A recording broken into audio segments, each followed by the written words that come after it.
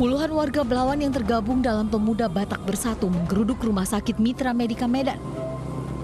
Mereka memprotes pelayanan terhadap pasien Sudila Sega yang berusia 50 tahun yang dilarikan rumah sakit pada Selasa malam dan meninggal pada Rabu pagi. Almarhum dinyatakan meninggal karena positif COVID-19. Namun mereka menilai ada kejanggalan yang dilakukan pihak rumah sakit karena meminta keluarga menyetujui pemakaman pasien secara protokol COVID-19 tanpa menunggu hasil swab tes keluar. Tolong berikan edukasi yang benar kepada masyarakat. Kalau memang benar meninggal karena COVID, berikan buktinya. Jangan begitu meninggal langsung gampang mengatakan ini harus dikuburkan secara COVID. Kalau dari rumah sakit sendiri buktinya itu udah ada Bang sebelumnya? Sampai sekarang buktinya belum ada. Tetapi kita kecewa tadi karena sempat pihak rumah sakit mendesak keluarga supaya cepat-cepat ini dikebumikan. Pihak rumah sakit akan memberi keterangan kepada keluarga usai hasil tes swab keluar.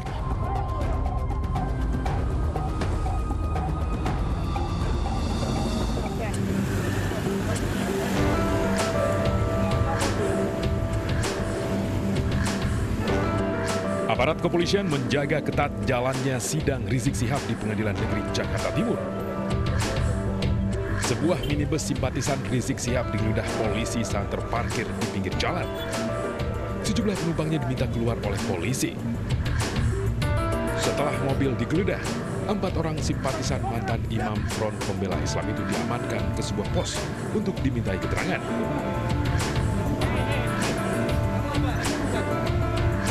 Hari ini Pengadilan Negeri Jakarta Timur kembali menggelar sidang dengan agenda tuntutan dalam kasus penyembunyian hasil swab test di Rumah Sakit Umi Bogor, Jawa Barat.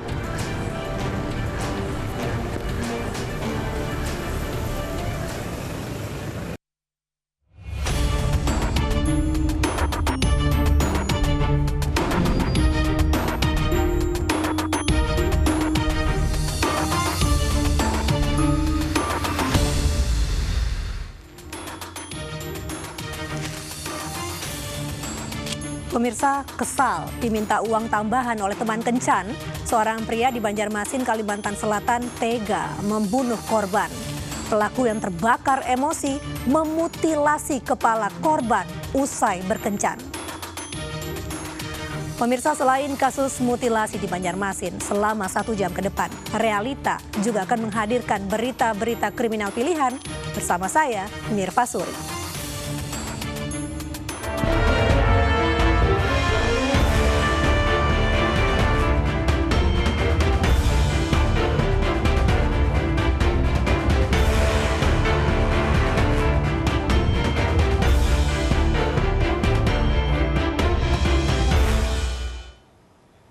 Kurang dari 12 jam, polisi menangkap pelaku mutilasi seorang wanita di Banjarmasin, Kalimantan Selatan. Pelaku tega membunuh lantaran korban meminta tambahan uang tips saat berkencan. Heri Purwanto ditangkap karena diduga memutilasi kepala korban seorang wanita berinisial R di Banjarmasin, Kalimantan Selatan. Kurang dari 12 jam pria ini ditangkap saat kabur keluar kota. Pelaku tega membunuh lantaran kesal dan kecewa, korban meminta uang tambahan saat kencan. Sebelumnya pelaku dan korban sepakat untuk bertransaksi seks dengan tarif Rp300.000.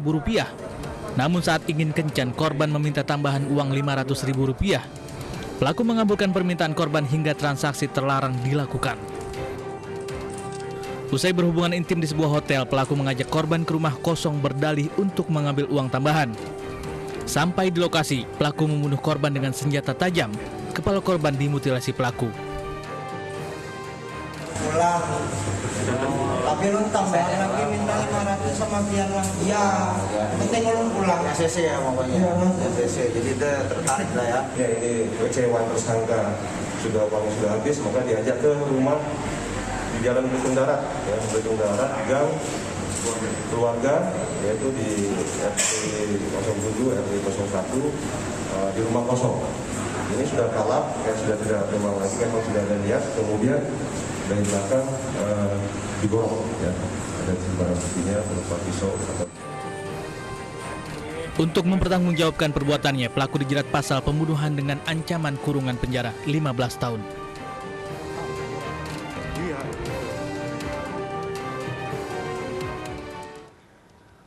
Sebelumnya sesosok mayat wanita tanpa identitas ditemukan di samping rumah kosong di Banjarmasin, Kalimantan Selatan.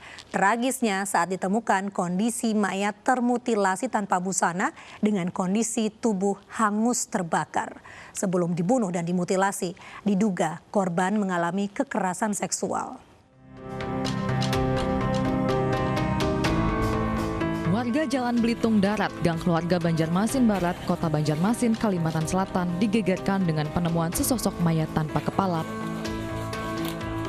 Mayat berjenis kelamin perempuan ini ditemukan dalam kondisi tanpa busana. Selain itu, tubuh korban juga mengalami luka bakar di lengan dan dada. Tragisnya, korban yang diduga masih remaja ini juga menjadi korban mutilasi. Kepala korban ditemukan beberapa meter dari jasadnya. Selain mengalami kekerasan fisik, korban juga diduga kuat mengalami kekerasan seksual. Penemuan mayat ini dipicu adanya kobaran api di rumah kosong tempat kejadian perkara hingga menarik perhatian warga. Pas ada api di rumah aja gitu, langsung pakai baju ini kan langsung pakai ember, simbol-simbol aja lagi itu. Simbol sekalinya pas nyari senter ada kaki gitu. Jadi ini mayat gitu nih. Itu aja bang gitu. Oh. Tadi itu kondisinya kayak apa mas mayatnya? Kondisinya tadi sudah kayak berambah terlentang gitu mas, tanpa kepala. Polisi yang mengolah TKP penemuan botol minuman keras, baju dan celana dalam milik korban. Pelaku pembunuhan sekitar umurnya 15-16 tahun lah wanita itu, dan pembunuhan ini mungkin dilakukan lebih daripada satu ya. Terbukti memang ada dengar teriakan jam 2, kita juga lagi bisa saksi, kita datang identifikasi supaya cepat mayat itu diotopsi dan diidentifikasi, kami melakukan penyidikan nanti. Untuk identitas belum dan? Identitas belum kita temukan, termasuk daripada pelaku. Jasad korban dievakuasi ke RSUD Ulin untuk diautopsi. Polisi masih mengumpulkan bukti tambahan dan memeriksa saksi-saksi.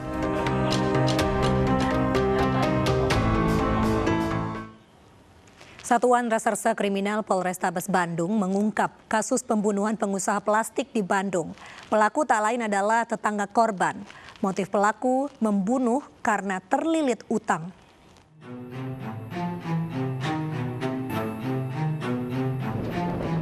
Satreskrim Polrestabes Bandung berhasil mengungkap kasus pembunuhan yang menewaskan S, 72 tahun, pengusaha plastik di Kota Bandung, Jawa Barat. Berbekal keterangan saksi, olah tempat kejadian perkara, serta rekaman CCTV, petugas berhasil menangkap LN, pelaku pembunuhan di kawasan Tasikmalaya.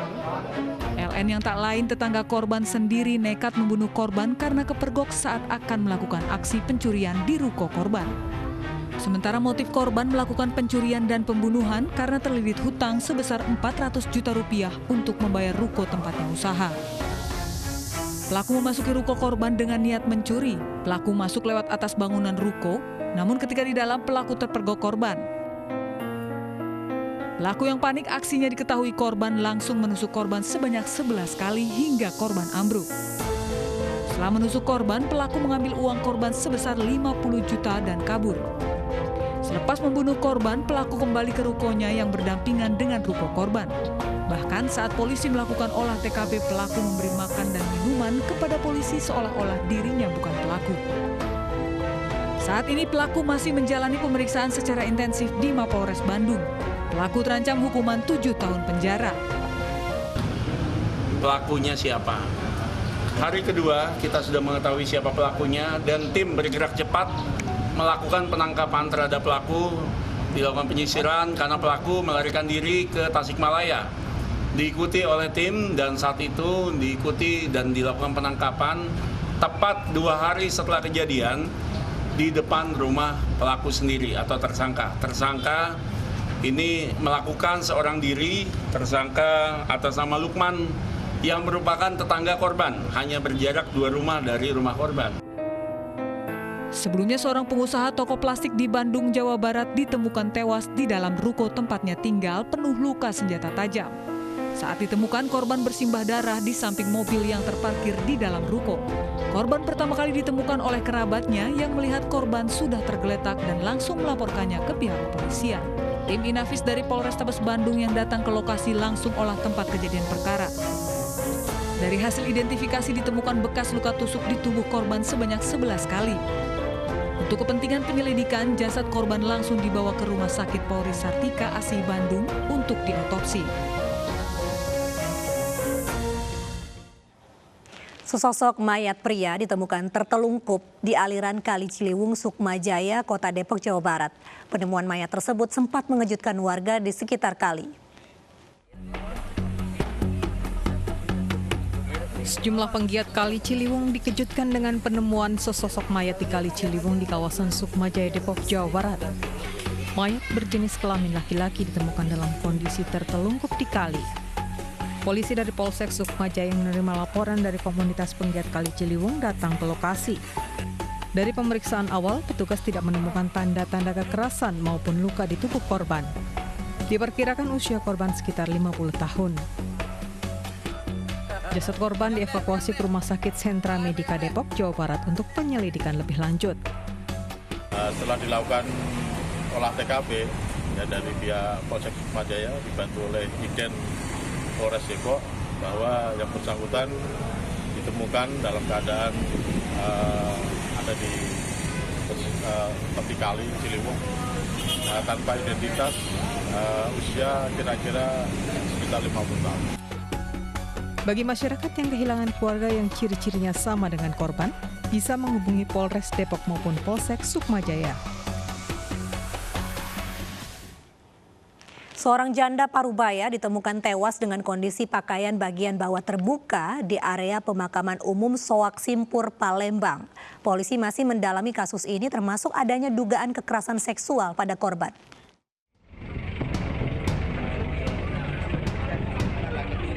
Warga Soak Simpur, Sukarami, Palembang dikagetkan dengan penemuan jenazah wanita di area pemakaman umum. Selain penuh luka di bagian kepala, bagian bawah korban juga dalam kondisi terbuka. Korban bernama Nur Aini diketahui sudah 5 bulan tinggal di gubuk area pemakaman dan berjualan bunga ziarah. Dari hasil visum, korban menderita luka hantaman benda tumpul di bagian kepala. Sementara itu, tim forensik akan melakukan pemeriksaan laboratorium untuk memastikan dugaan kekerasan seksual terhadap korban. Dari pemeriksaan luar ada kekerasan tumpul di daerah kepala. Bagian kepala saja kan? Ada luka-luka di sana ya. Dok, kalau mengarah dari kekerasan seksual sendiri seperti apa tadi pemeriksaan luar? Kalau untuk kekerasan seksual masih kita periksa laboratorium ya. Jadi usai divisum, keluarga berencana memakamkan jasad Nur Aini di TPU Soak Simpur, tempat di mana jenazah korban pertama kali ditemukan. Keluarga berharap polisi dapat segera mengungkap kasus ini.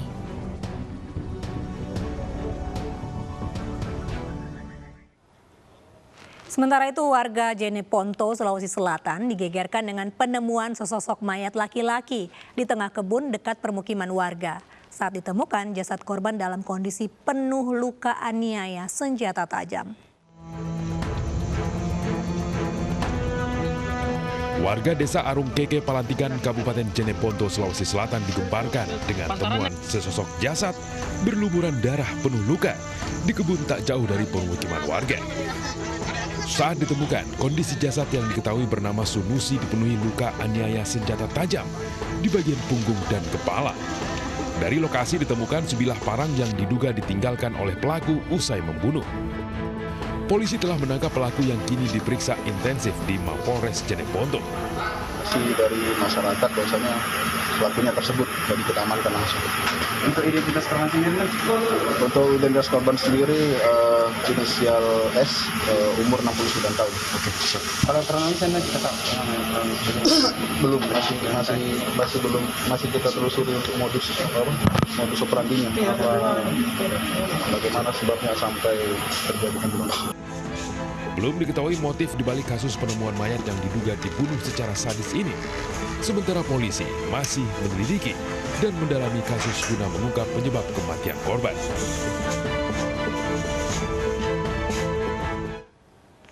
Diduga sakit hati, seorang kepala dusun di Pariaman, Sumatera Barat tega membunuh rekannya dengan parang. Korban ditemukan tergeletak di atas motornya dalam kondisi penuh luka.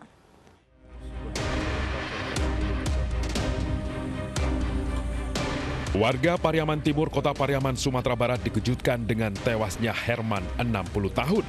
Korban ditemukan warga tergeletak di atas motornya setelah dibunuh rekannya Baharudin, 52 tahun, di depan warung milik pelaku. Korban mengalami luka aniaya senjata tajam di leher, wajah, serta rusuk. Korban sempat dilarikan ke RSUD Pariaman, namun nyawanya tidak tertolong akibat pendarahan hebat yang dialaminya. Usai membunuh korban, pelaku yang diketahui seorang kepala dusun di Desa Santo itu menyerahkan diri ke Mapolsek Pariaman dengan membawa barang bukti parang yang digunakan pelaku menganiaya korban. Dari hasil pemeriksaan sementara, diduga pelaku sakit hati dengan korban. Diketahui sebelumnya pelaku dengan korban pernah beberapa kali cekcok. Pembunuhan di Desa Tebing Ilir, Desa Santo, Dusun Tebing Ilir ya, Dusun Santo, Kecamatan Pariaman Timur. Korban adalah saudara Herman, umur lebih kurang 60 tahun, dan pelaku adalah saudara BR. Tersangka sekarang sudah kita amankan di Polsek Kota Pariaman setelah beliau menyerahkan diri dengan membawa barang bukti. Selain parang, pihak kepolisian menyita sepeda motor korban yang berlumuran darah sebagai barang bukti. Sementara jenazah korban dibawa ke Rumah Sakit Polri yang ada di Kota Padang untuk diotopsi. Tragis, bocah 8 tahun disodomi di toilet masjid. Selengkapnya sesaat lagi, tetaplah bersama Realita.